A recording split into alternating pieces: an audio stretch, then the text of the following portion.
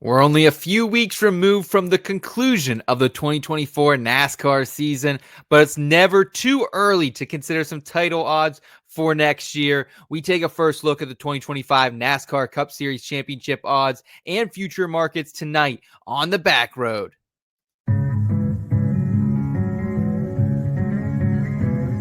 It's a non-points race, but it is a short race. Checkered flag. That's where all this race is. Two for the stage.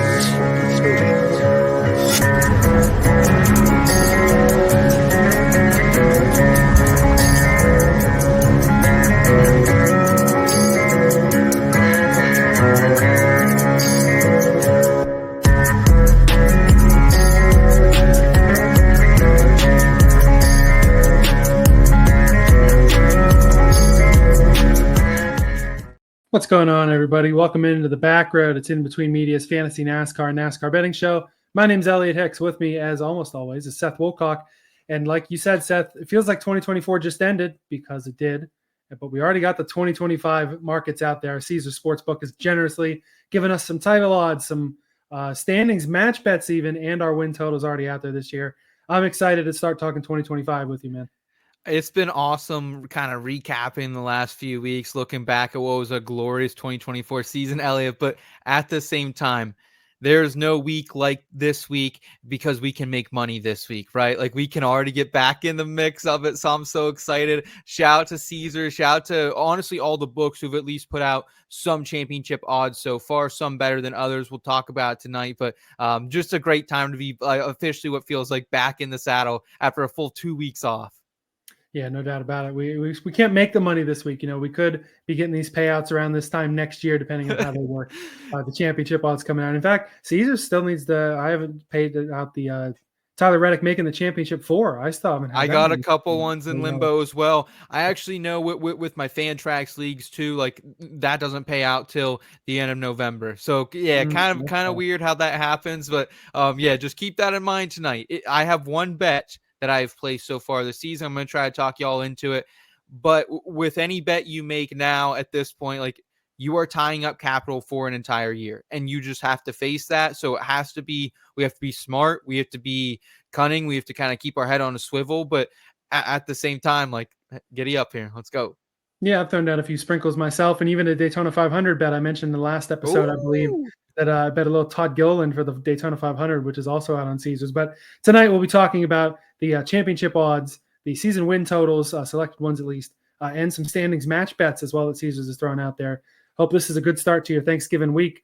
Don't forget to fill out our survey. I've got a box full of really cool racing stuff, 164th, 124th scale diecast, some trinkets. We got a koozie in there. We got a bunch of stuff in there. We want to give that to you, and we can get that to you by you filling out our survey, letting us know how to make the show better and what you want for your best experience for 2025 NASCAR betting, which we'll start jumping into right now in tonight's Parking Garage Props.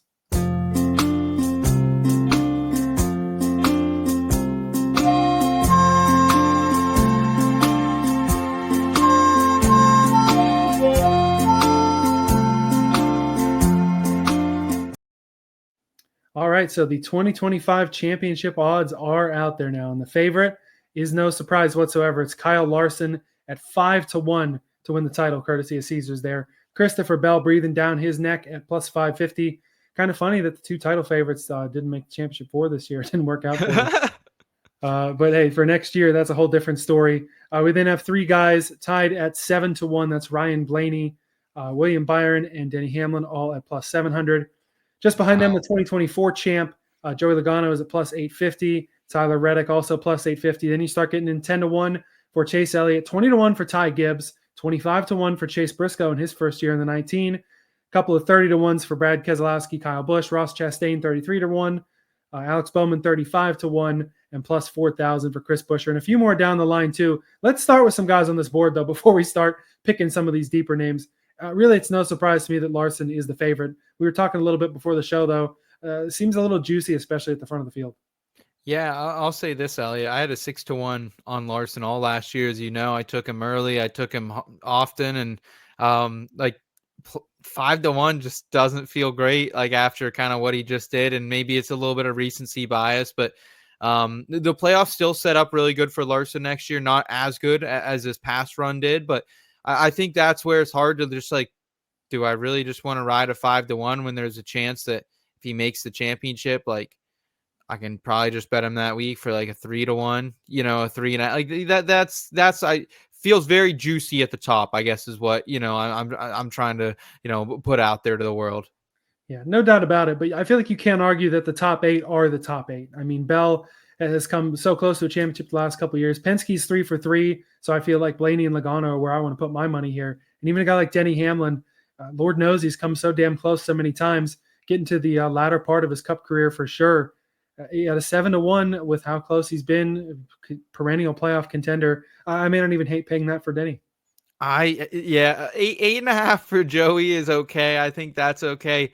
7 for Hamlin, no way, dude. Like, there's just way too much shit going on in his world right now. Like, yeah. I don't know, dude. That's no way. Because like if he makes Phoenix, like I don't even think he's 7-1 to win the race. I mean, probably is. He's like 7-1 to probably win that race, but I can't do it. That is a good point. We really haven't seen Toyota be able to break through. Last Joe Gibbs championship 2019 with Kyle Busch hasn't been able to get it done in the next gen, obviously, but even in the Phoenix era, they haven't been able to get it done. And how Toyota and Gibbs ended the year, the last Gibbs win in 2024 was all the way back Christopher Bell at New Hampshire. And in the rain race, Denny Hamlin hasn't won since Dover when we were there at the end of April. Yeah, so you may have talked me out of it. If there is one Joe Gibbs racing driver on the board that I think has a little value, Elliot, I think it's Chase Briscoe, right? 25-1. He's someone I think will win a race next regular season. Yeah. I just think there are too many places, whether that's Phoenix, whether that's one of the Martinsvilles, whether that's New Hampshire. I'm excited to see what he can do at New Hampshire now that he has a car like what should be equal to Bell. That's going to be a really fun race. Dover, he can spin it around a little bit. A lot of those shorter tracks, I think he's going to have fun. And so, yeah, I think 25-1, it's a lot of question marks with that team. We know that each and every year. But, we already got it seems like everyone's excited to build around Chase Briscoe in the number 19 car. So 25-1, I haven't bet that. I'm not sure if I will, but it's a fun theory, right? Yeah, this is a big year for Briscoe, obviously. I do think the 19 team is going to enjoy having a guy who is more suited to the next gen than Truex was. He really wasn't ever able to find his footing. A guy that's not, Truex, he was getting into the latter years of his career. We know more often than not he probably wanted to be out on a fishing boat in Jersey rather than be in that car. And Briscoe, he came into the Cup Series, obviously dominated with Stewart-Haas in Xfinity in that 98, came up into Cup in what we now realize was an absolutely massive downfall for Stewart-Haas Racing to the point where they no longer exist as a 4-car entity. They're 1-car Haas factory team now. Briscoe being able to get this 19 ride, definitely a big jump. Definitely will get him an opportunity to win more. I don't have an over-under number from him on my sheet at the moment. I may even consider an over 1.5 for Briscoe. I do think he's got good enough tracks that I feel like you can definitely see him in victory lane more than once next year.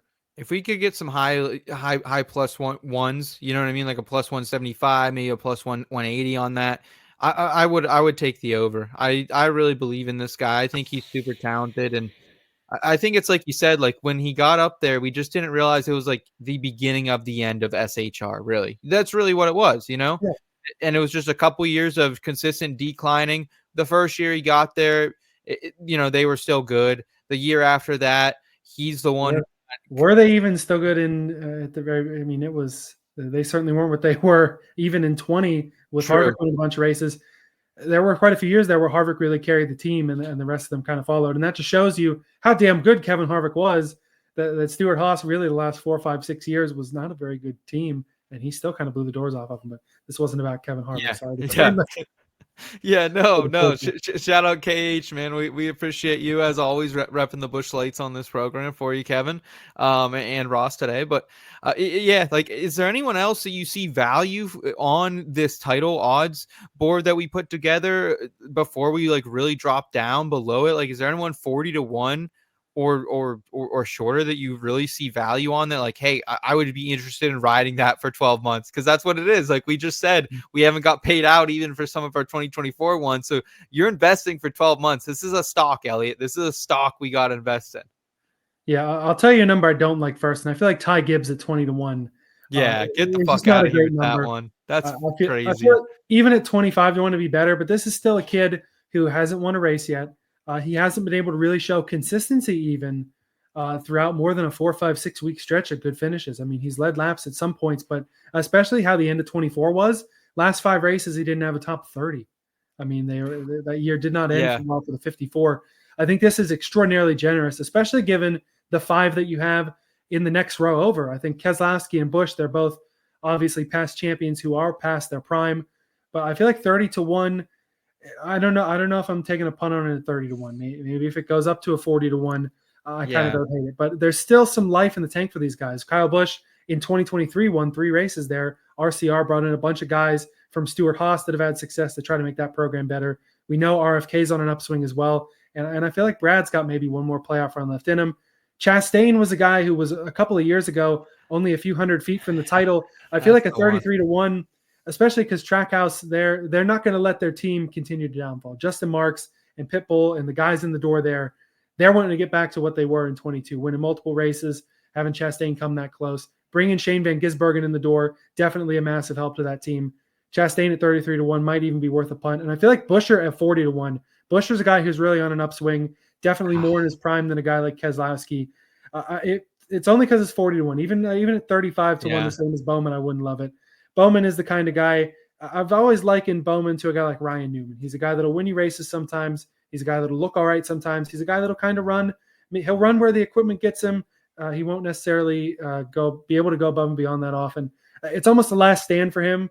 It's more than likely his last year in the 48 car, if he isn't a title contender. So maybe that will light a fire under his ass there. But I mean, that's what I think for the guys on the board. Any other comments on that final row? Since I kind of just pulled those right on through but didn't give you a lane there. No, that's okay. 30-1 for Kyle Busch. That's a fucking joke. Are you serious? That is a joke of a number. 30-1 for Brad. Also, I don't appreciate the stray you threw at Brad saying he's past his prime. Like Brad's still like he's still ripping. Like, but also Brad's got 2 more years of full-time cup racing left. What are you? But I'm not paying 30-1 for him or 40-1 for Buescher when I saw those numbers sitting out there all damn season last year. Like Brad, for a while, he came back down. You were paying, maybe a 20-1 back in August. I remember when we did our championship revisit at that point, we were looking at the futures over the Olympic break. He was like a 20-1 at places. And I thought, okay, that might be worth a little nibble. And so 30 is just not long enough. Same with 35 for Bowman. Like this is a guy who's probably realistically going to have to point himself into the playoff. And I don't know how much you can do that anymore. So that's where we saw it with Chastain and Buescher were both like top 10, top 12 guys in the points. Bubba Wallace even. And there were just so many winners. I almost wonder if the next gen maybe will be at a point in 25 where you're not going to have as many surprise winners. Maybe you'll have more opportunity to point their way in. But you're right. You cannot bank on that in the next gen. You absolutely cannot bank on that. You need dogs who can win a race. There are guys who've won in the next gen who didn't win last year who could come back, knock you out in points. McDowell. We already talked about Wallace, guys like that. Like no offense to because I like watching Xfinity Series and betting Xfinity Series almost as much as Cup these days. But like you can't do a Sammy Smith. You know what I mean? You can't backdoor your Parker Kligerman. You can't backdoor your way into a playoff run in the Cup Series. You have to go out and earn it. So like that's when we're taking shots here. I'm taking shots on guys who can win a fucking race in those first however many races it is before the playoffs.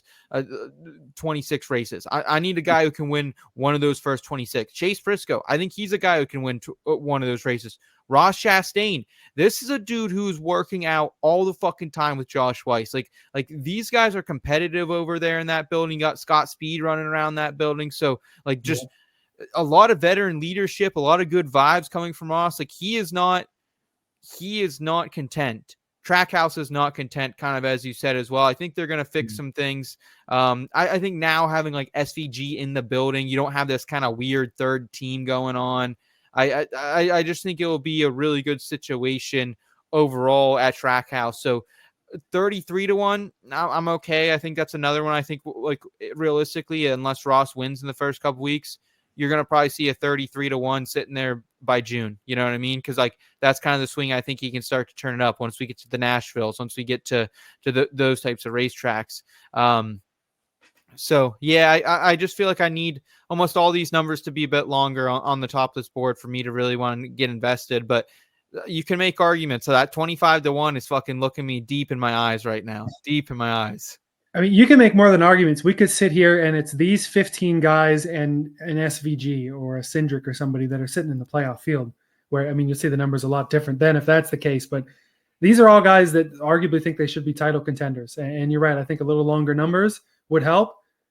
But if you see one of these guys win the Daytona 500, or if you see one of these guys get wins in the first 5 races, maybe a Chase Elliott comes out, wins 2 of the first 3, is the favorite, and you don't get these numbers. But you're right. In general, though, you're not necessarily expecting that. And these numbers, though, keep in mind, these numbers aren't necessarily even for the everyman NASCAR bettor looking the week before the 500 or something like that. These are for the real D-gens out here. They're going to throw some money out. So a little more juice numbers. We're way more willing to drink the juice than a lot of people, I feel like. Yeah, I am, but not for 12 months, Elliot. That's the thing. I'm not for for 12 months. I'm not willing to drink juice. Not for 12 months. As the night before the week before the 500, again, the first bet I threw down was Logano to win the title. Man, it was a pretty fun ride, man. My man. It was a pretty fun ride. Granted, there are people who are going to throw a lot of money in this. Pre-Daytona, I threw sprinkles, so it was okay to let a sprinkle sit in my Caesars app and then have it cash out for the title in November, or even when we made those bets in the summer. Is a lot different. So I certainly don't blame you for wanting to hold on these numbers, but there are certainly some more than fair numbers, I feel like, and some more than fair numbers off this board too. We didn't want to throw every damn number we could put on there. These are the favorites, and it's a certainty that your champion is one of these 15 guys sitting on the board, and even a third of these guys you probably can count out. But there are interesting numbers a little further down the board. Bubba Wallace is at 75-1. Yeah, that's crazy.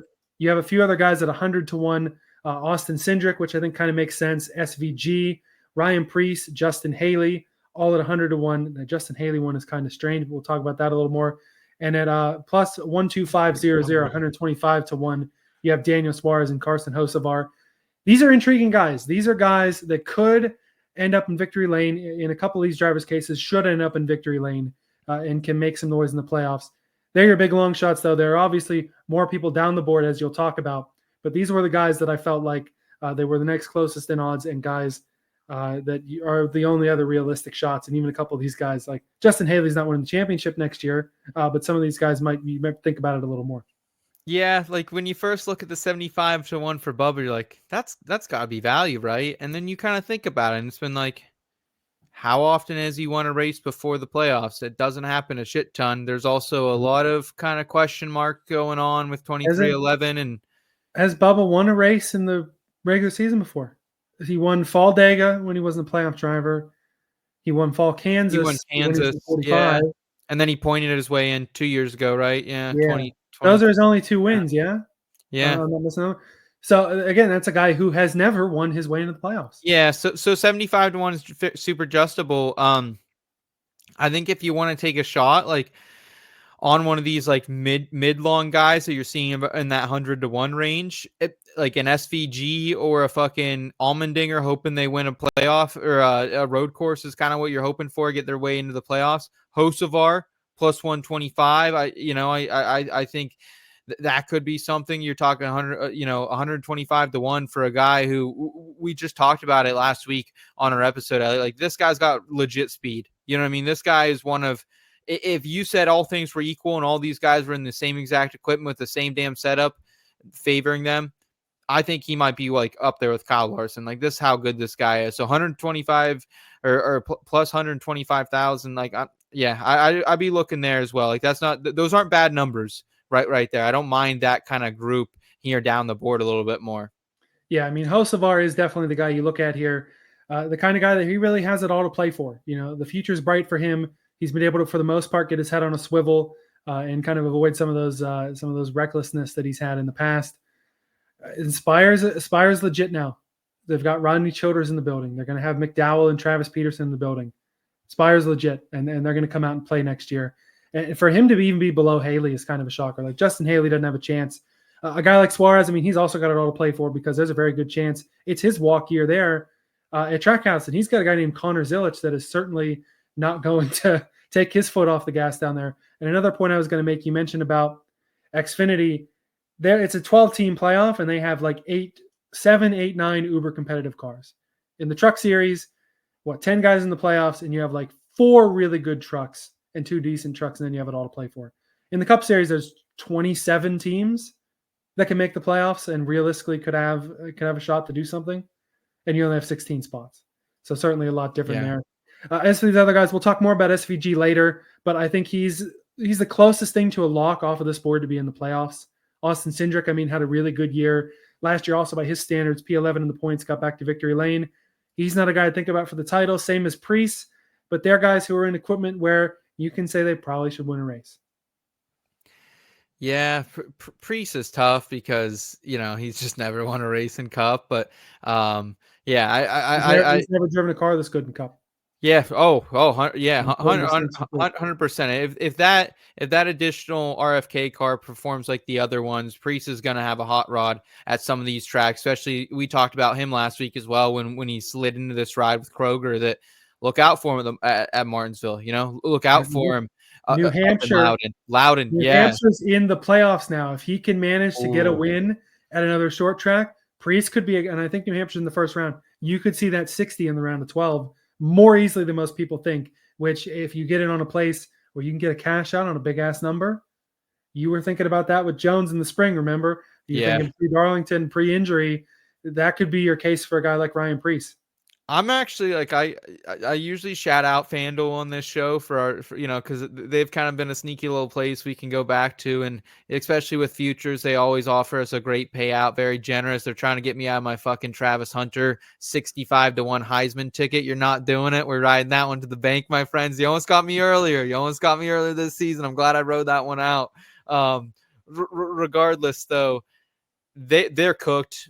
Their odds are extremely juiced. Like I think they had Larson at like plus 350 or like so. It was some bullshit out there. So not betting anything at FanDuel, but bet 365 from what we haven't had them long. They're newer in Pennsylvania, but from what we've had for them, they're also pretty generous with their payouts. So I think that's probably a good place to invest. And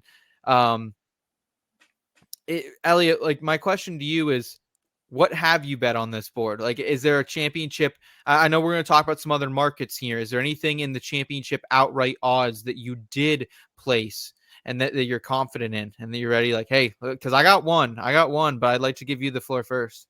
Yeah, I definitely thought about this hard when I was putting this together. Like I said, I threw a bet down on Gillen for the 500. I threw a little bit on some of these win totals in a standings match. I think I don't think I have any money down from these odds, okay. And that's fine. They're a little.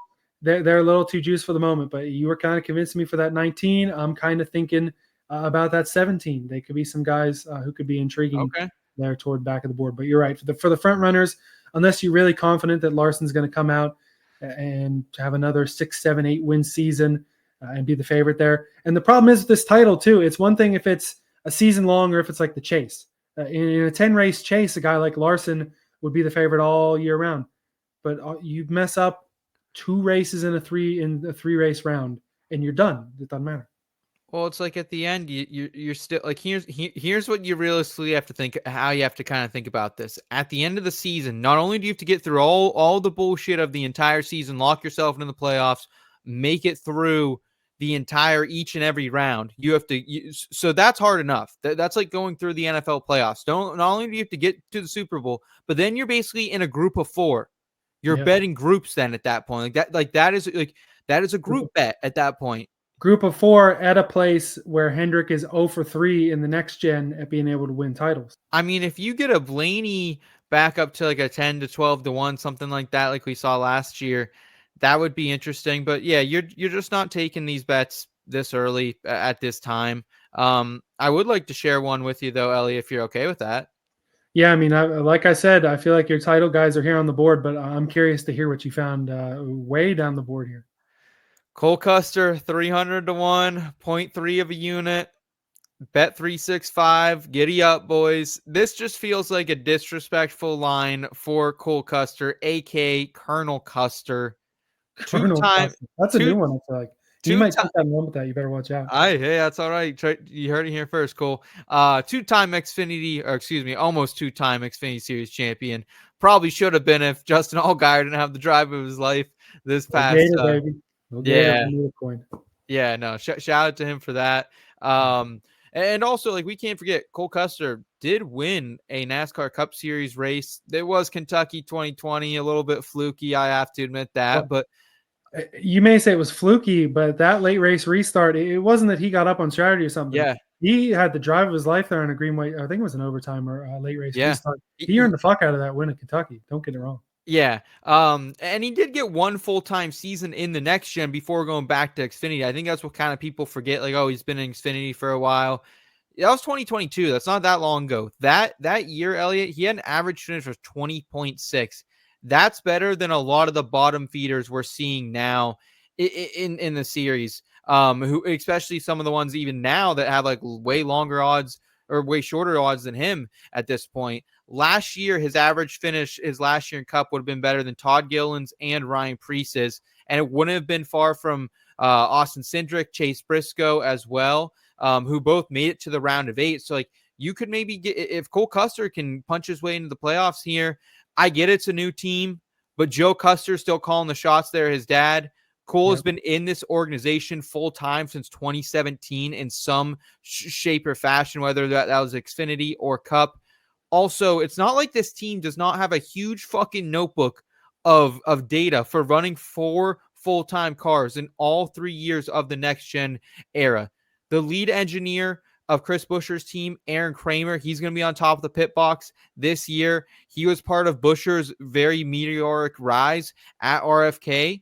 Custer is kind of a similar driver to Buescher in my opinion, like good on the concrete tracks, good on road courses, can mix it up at the short tracks here and there as well. I just think he's going to be a threat to win at places like Indy, where he had a top 5 in his one Cup start there. He also almost won in the Xfinity race. His teammate Riley Herbst, another SHR car, won there. Also Dover, we're going to be potentially hopefully hitting up Dover this year. He's someone we can maybe be looking at. He's had top 10s in 2 of his Cup races there. Also, he's been good there in the Xfinity. He has an average finish of 5.5. It's one of his best tracks in Xfinity. So I just think he's a guy who maybe could sneak out a win before we get to the playoffs. So I think 300 to 1, you get this. Even if it doesn't have a win, I think maybe by mid-season, if he's a top 23-ish car, I think the books are dancing a little bit. I think you're maybe taking a cash out and you're going home early. Yeah, I will agree with you. This is a disrespectful line compared to some of these guys. Like for Justin Haley to be that far ahead of Cole Custer and some of these other guys too. Like Custer, I think that line was like 3rd or 4th from bottom on the entire odds board. Yeah, so, yeah. That was, and I agree with you too that Custer's a talented driver, deserves to be in the Cup Series. Did things the right way. Did what he had to do.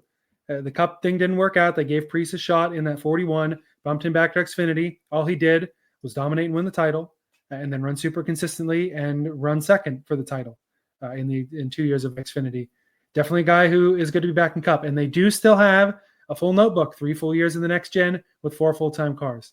What they don't have is a lot of those people. That is good to know the crew chief. I didn't know they had already made a pick there. And a guy from coming in from outside of the previous regime, we'll call it too, now that Tony is no longer involved there and a lot of those guys aren't. But this team for a title, I mean, you're really banking on that cash out and hoping that he's able to pull off a win, which Stewart-Haas Racing was only able to do once last year at the death, basically the regular season. Yeah. Chase Briscoe getting that one at Darlington. He was 14th in points. The other full-time cars between them, 24th, 26th, and 27th in the standings. Only 6 top 5s between them and 15 or 16 top 10s between them, between 3 other cars for the whole year. So, I mean, that's Stewart-Haas Racing. Haas factory team, slightly different entity. Haas Racing, baby. Yeah. Slightly different entity there for Haas factory team. Obviously, different people coming in the door. They're only having to worry about 1 team now instead of 4. And the expectations, I don't know if the expectations are 0. Clearly, the books think the expectations are 0 for Haas factory team. But it's an intriguing situation, but not one that I think you should put a lot on. But you're right. A little sprinkle for a guy who's won before in the Cup Series. It is not an abysmal driver and equipment that we're not expecting to be abysmal. I mean, Haas in some other racing series has not really looked at to be very strong. They could be strong enough here, though, to get in the playoffs. And my God, if he's able to win and get in the playoffs and you have a 300 to 1 ticket on some guy who might be able to squeak out a title or even give you that cash out, I agree. It's certainly worth a look at that just ridiculously long number.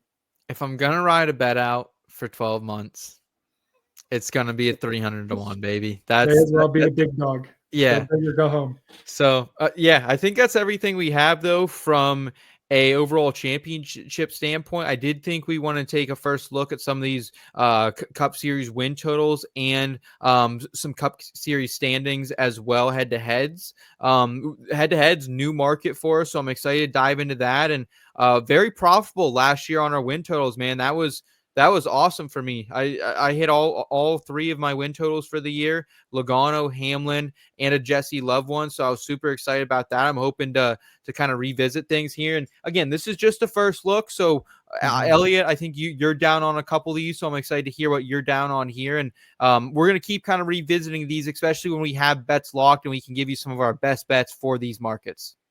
Yeah, no doubt about it. The nice thing is I feel like the win totals is certainly a little more set than the championship odds. Not quite as juiced. They were numbers at least that I thought about.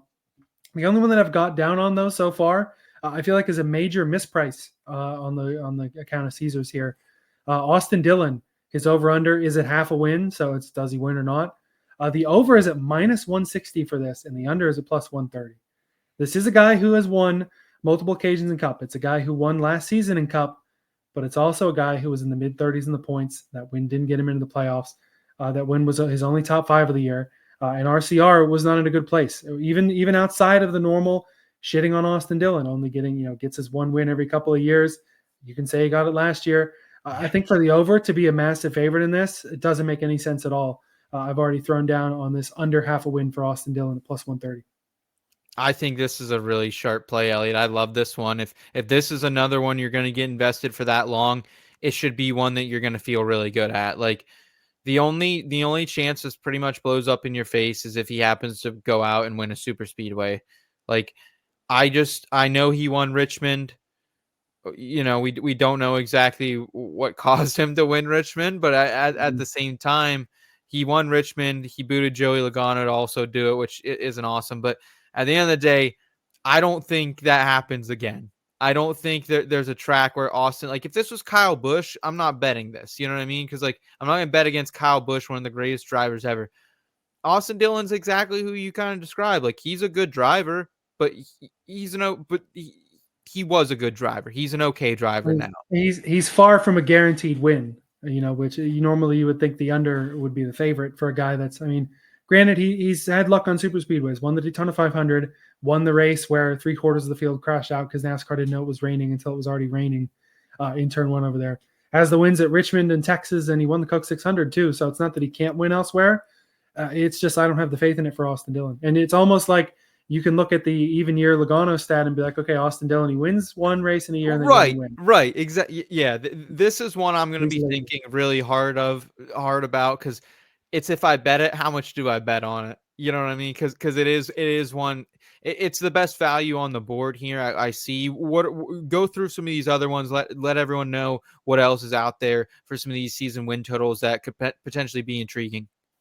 Well, you mentioned there about not wanting to bet against a guy like Kyle Busch. I'm kind of tempted to bet against Kyle Busch. His under is 1.5 wins for Rowdy is at -150. That's a bit of a juicy number, but we're coming off a year where he didn't win at all in the Cup Series. First time in damn near 20 years. Only looked close. He looked close a handful of times, but didn't get it done. Maybe RCR running poorly is also just as much Kyle Busch kind of falling out of his prime. Maybe KFB isn't KFB anymore. Not KFB. Don't say it, man. No, Kyle fucking Busch will always be around. He's getting back in the dirt car, having some fun. I think you'll be rejuvenated coming into this next season. And when you look at KFB in 2024, yeah, it was really disappointing, but he almost won Atlanta, the second race of the year. He had some really close finishes there in the fall as well when he was chasing down Harrison Burton. He's chasing down Chase Briscoe. He's chasing down Ross Chastain. Just couldn't make it stick, man. So what happens if you come out here and he wins the 500, he wins Atlanta, wins one of these super speedway tracks early in the season, and then you're sweating out a -150 hoping he doesn't win in the back of your mind for 30-some races? Hope Kyle Busch doesn't win this today. That seems like bad business to me from -150, my friend. Well, hey, I was a Dale Earnhardt Jr. fan in 2008. I went a few years saying, I hope Kyle Busch doesn't win this one day. So I could do that True. for another season. But arguably, if you take the over, it's just as much of a sweat. Sure, he's always had the Dale Earnhardt comparisons. I think it's his 20th Daytona 500. Maybe he finally gets it done. Who knows?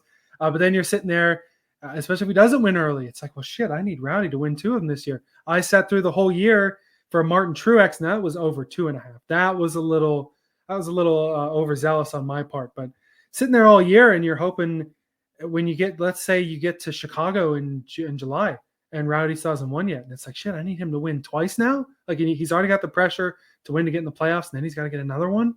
I mean, obviously you're not at a juicy number there, so I understand the difference, but for Rowdy, I haven't put coin on it, but I'm almost tempted to go the under here, even at that juicy of a price.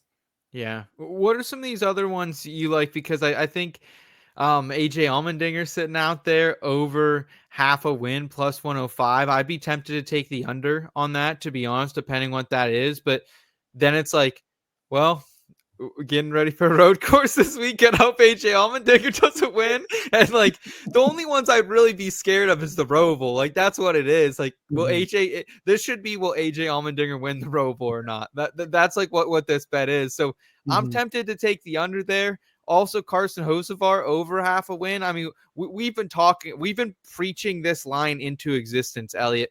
We were hoping it would be over a 2-1 for the, something a little bit better than I think this, but I mean, over half a win plus 165. It's not a terrible number for a kid who's fast. Yeah, I agree. This cracks open 2 conversations here. I'll start with the Spire conversation because you're right. Hocevar over half a win plus 165. I kind of like it. I mean, it's still tough what Hocevar's best tracks are in a cup car, where he'll have those opportunities, but he's got a guy like Michael McDowell in the door now, who's a super speedway winner and road course winner. And the Hocevar looked really good on both of those track types this year. McDowell over half a win is a plus 130, and I kind of like it too.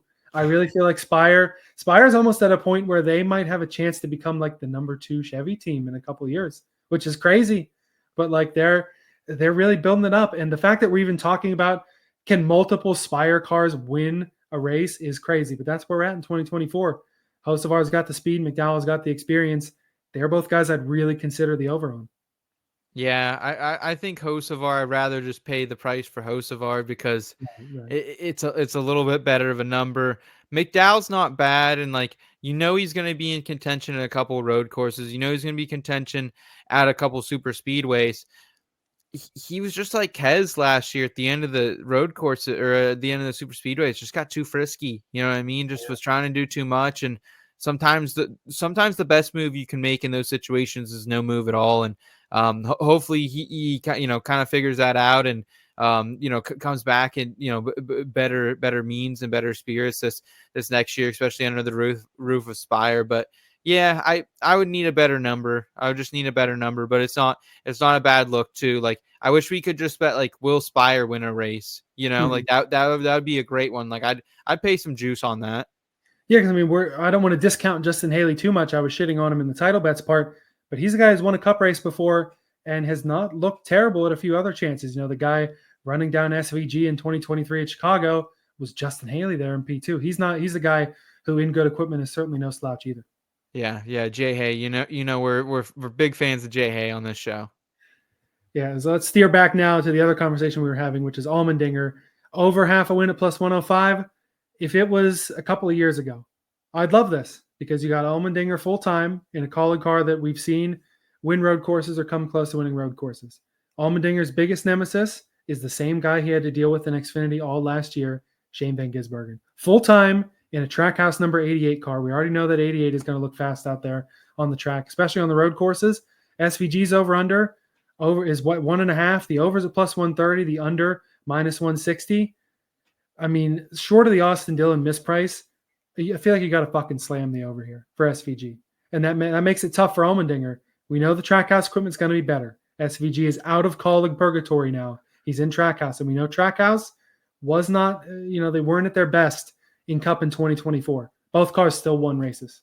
Regardless of how they won those races, they both ended up in victory lane. I think for SVG, the major benefit he has, debut for the Cup Series in Mexico City. That Oh, is a slam dunk SVG win, I feel like, in my book. An absolute slam dunk because the guys aren't really going to know it. And that was SVG's advantage in Chicago. A guy who's been able to run the road courses before in a cup car that is more similar to the supercars and everything he's ever driven. I feel like he's in a position to thrive and at least get one. But then you also factor in damn near won the Glen. Last lap, hell of an effort by Buescher. Won our drive of the year, I think, a couple of weeks ago in our awards show. Hell of a drive there. Nearly won the Glen, and that's in the Kaulig car. Coda is now going to be redone. They're going to take out the big long stretch there. And that was the layout that, the Australian supercars came to Coda in 2013 and ran that layout there when Shane Van Gisbergen was in that series. Right there could very easily be 2 dominant SVG wins in that 88, and you run away and I don't know if you would cash out at that time or if they make you wait till the end of the year, but we could be sitting after Mexico City and you've already cashed out this bet before we even make it to Pocono. yeah, that's a great point, man. And like Sonoma Xfinity winner too, and couple go to Sonoma, of course. Yeah, and SVG being in a Trackhouse car compared to AJ and a Kaulig, it's a real advantage now. Like they were on an even playing field for the most part in Xfinity, even though AJ always felt like he got some shitter cars.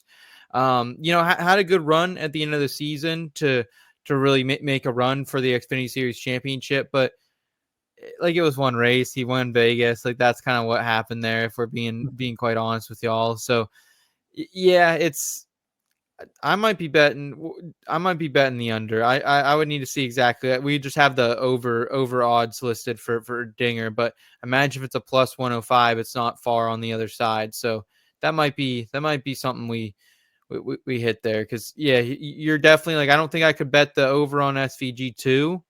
2 feels like a lot, but you're talking me into thinking like, hey, we got him and a couple real ringers out there on the road courses now. Like I don't know. Yeah. Well, I mean, really, it all depends on how Trackhouse comes out because Chastain has road course win in a Trackhouse car, won Coda a couple years ago. The first win for Suarez was at Sonoma a couple years ago in a Trackhouse car.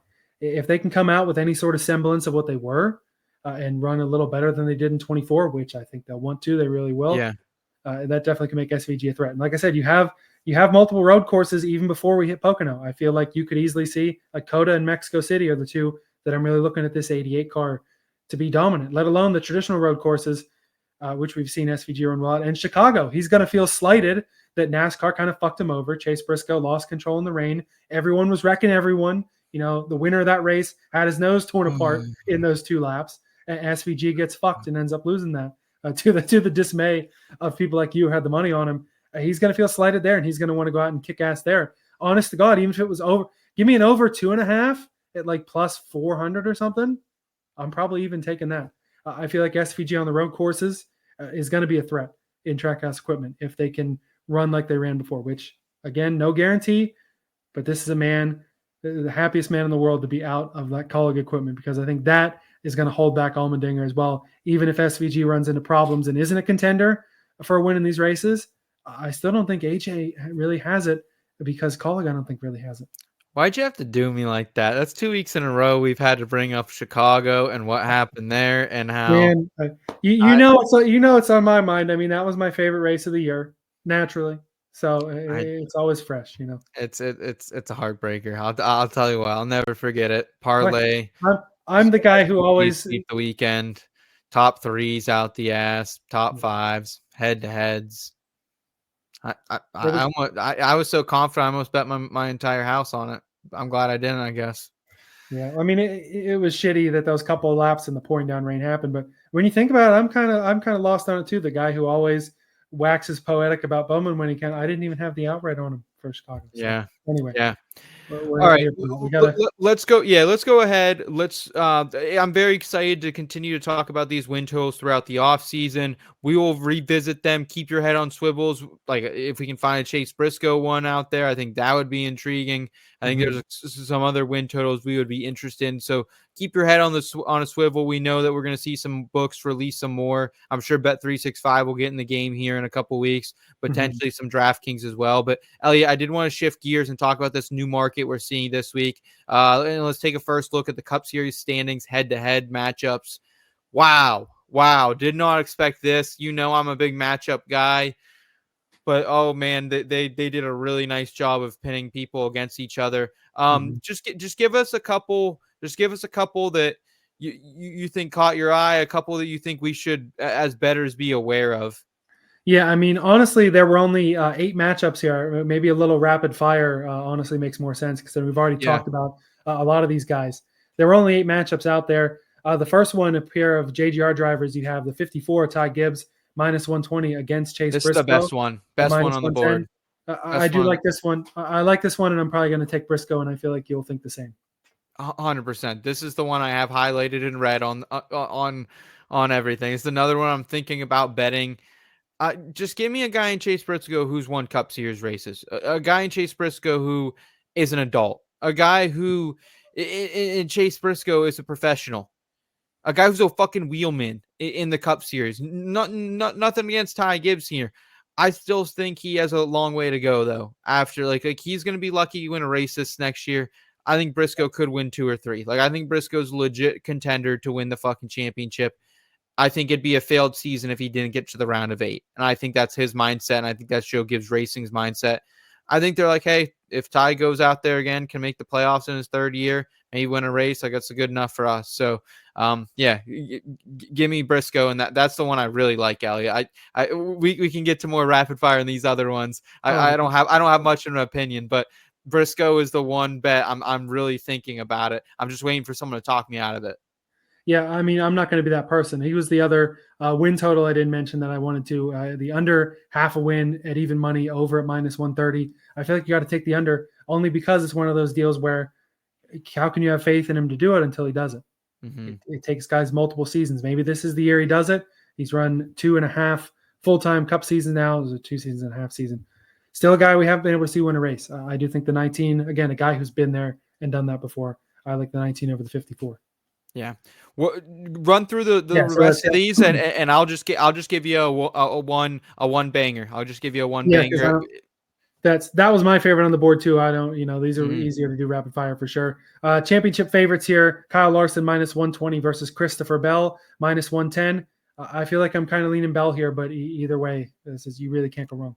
Yeah, you can't bet this one, but if I were to bet it, Bell. Yeah, another one, kind of the same situation. A couple Hendrick gyms against each other. William Byron the favorite -120, Chase Elliott -110. I feel like I got to go Byron. I don't think either of them are going to win the title, but the way Byron's been, he's been able to have more consistency, more race winning speed that we just haven't seen out of the 9 in recent years. Yep, I would be if I had to bet this one. Actually, -120 is not a terrible line for William Byron, who's made the championship 4 the last 2 years, has won a handful of races. Like, let's be honest, folks. Chase has 1 win in the last 2 years. He's looked competitive, like to win a race maybe 4 times in that span. So Byron for sure. The next one, even money here, or not even money, even odds between the both of them. Alex Bowman and Chris Buescher, -115 apiece. I feel like I got to go Buescher. I feel like we've been able to see the consistency out of the 17 car. Like I said, he was a guy I was considering for a title there at 40-1. I like Buescher. I think both these guys are playoff cars. Both of them will get a win this year. I've already talked about how Bowman is really going to have to drive his ass off to even keep this ride for 26. I just don't think it's enough. I think Buescher over the 48. Oh, dude. This is the hardest one on the board because I don't know if either of these guys make the playoffs, to be honest. Like, this is just as easily you could see neither of them win, and just whether they don't have a good point seasons or they just get screwed out because SVG wins 3 times, Allmendinger wins a road course, Ty Gibbs wins, and they just don't have the room for him. I won't make a pick on this one, but I will predict that the winner of this matchup will be the one who makes the playoffs. The other one won't. Understandable there. This one was kind of interesting because neither one of these drivers has a confirmed car number yet, nor did one of them even have a confirmed ride. But Noah Gragson is at -125. Zane Smith is at -105. I'm leaning Gragson here because we don't even know if Zane Smith is going to be in the Cup Series. Even if he is, though, I mean, it took half a year for Zane Smith to even show up. I feel like he's still got more learning to do. He might be the 3rd out of 3 teams there at front row. I feel like Gragson he's got more experience. I feel like I like Gragson here even at the steeper price. I would need to know what team Zane Smith is going to be on. But like, it's either he's going to be in a 3rd front row car or he's not going to be in the Cup Series. So that's at least easy. If all things were equal and they're both in front row equipment, give me Zane Smith. Understandable, because he really did look good at the end of the year. Yeah. He was more consistent. I don't think either of these guys are playoff bound, so I just give me the consistency of Zane Smith. But like I said, I need to know what he's driving first. We got 3 more here, Elliot. What do you got? Yeah, some further up the standings board for sure. Even odds for these two, Ryan Blaney and Denny Hamlin, both at -115. I was talking up Hamlin a little bit in the championship odds, but wouldn't surprise me if Blaney makes it 4 in a row for Penske, so I got to go with the 12. Blaney. Makes perfect sense. Another battle that we saw in the Final Four, also each at -115, Joey Logano and Tyler Reddick. It's not an even year. It's going to be an odd year next year, 2025. For that reason alone, I'm going Reddick. Oh man, this is a tough. Yeah. You see, if you were to bet, if you're someone who's considering betting this one, just please don't. This one is so tough because you could literally make an argument for either one of these guys to make it back to the championship 4. Oh, here's what I'm thinking though. Forget the championship 4. I'm thinking Logano is nowhere near a playoff car next year. I mean, if you look at his season, if you take out that Nashville fuel mileage miracle, he is fucking nowhere close to being a playoff car. Nowhere close.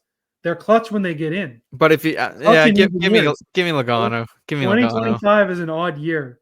I think give me Logano. I think Logano's. I'm gonna say Logano is 18th in points. You're not a wizard, Harry. You can't. This shit ain't real. It's a coincidence, Harry.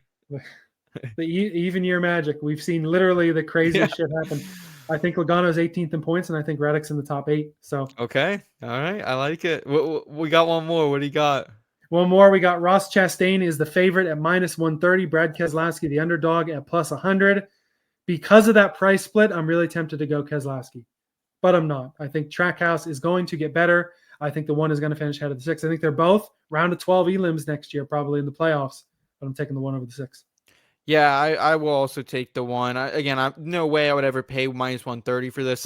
Again, another tear of right, these are all the only one we're considering. We're actually probably going to throw some coin on is this Briscoe over Gibbs that we started with. Any of these others, you're right. I think they're all toss ups. I mean, maybe the Byron over 22. I was going to say Byron over Chase. Yeah, Byron over Chase is the only other one I think that has any value out there right now. But this is another one. You're kind of a sicko if you bet this one because you're kind of there's a chance whoever wins this matchup is also in the playoffs and the other is not. You know what I mean? I would expect Brad or Ross to win a race by the playoffs, but I don't think both will. You know what I mean? Yeah, came very, very close. Came one Tyler Reddick send away from that being the case this past year. So. That's what's interesting about this market, and I'm excited to continue to follow it throughout the offseason, Elliot, is that is what you are kind of betting here is, hey, who can win a race here? Who can get further in the championship standings? And you got to be able to win. You got to be able to park in the victory lane and fucking, talk your greasy shit afterwards. And that's what you're betting in this standings matchup. So again, I think we found at least 2 leans we're considering. So continue to follow us, guys, and we'll make sure we let you know when we are officially down on any of these head-to-head bets, because I'm just thankful for them, man. It's great content. It's fun to talk about. Yeah, no doubt. I know the one you're looking for. It's Cole Custer versus anybody else that we didn't talk about here.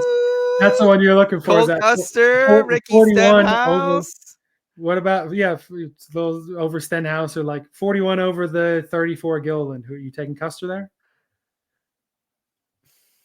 Probably. I'd probably get plus. I'd probably get better. Gillen would probably be the favorite in that. So yeah, I would take Custer. Yeah, probably. Good point. Yeah, that'd be awesome if we see these books go a lot deeper down. We already have a front row matchup with Gregson and Zane Smith if he ends up racing there. So that's what I'm hoping for. It's already degen enough that we're being able to get into this, but let's get it more degen. Let's get a little Cody Ware over John Nemechek action. Let's go real deep. I'm smoking that custard pack, us for sure. Yeah, hey, dude, here's the thing though.